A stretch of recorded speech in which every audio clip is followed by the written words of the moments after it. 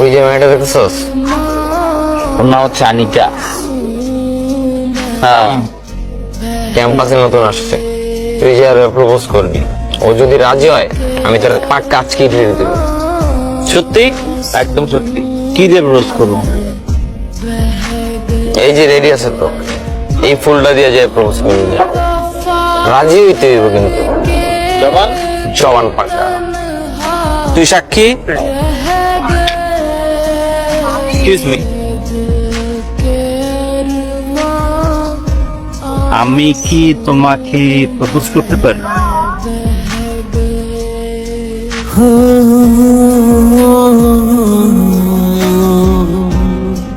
আমি কি নাম তোমার?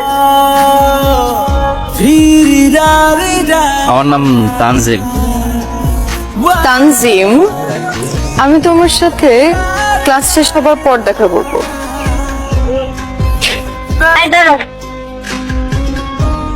জি? তুমি কি আনিকাকে সত্যি ভালোবাসো?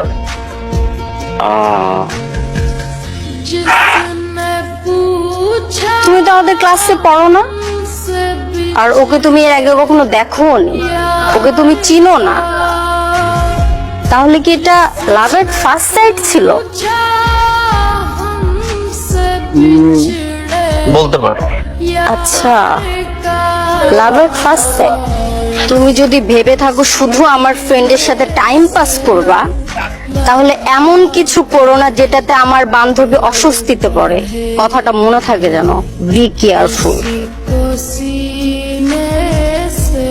তাহলে কি আজকে থেকে আমরা রিলেশনশিপে আছি?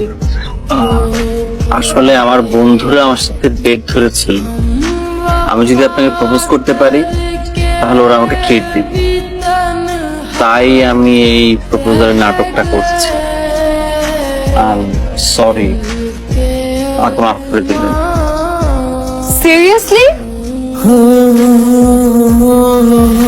তুমি আমার সাথে রিলেশন করতে চাও না?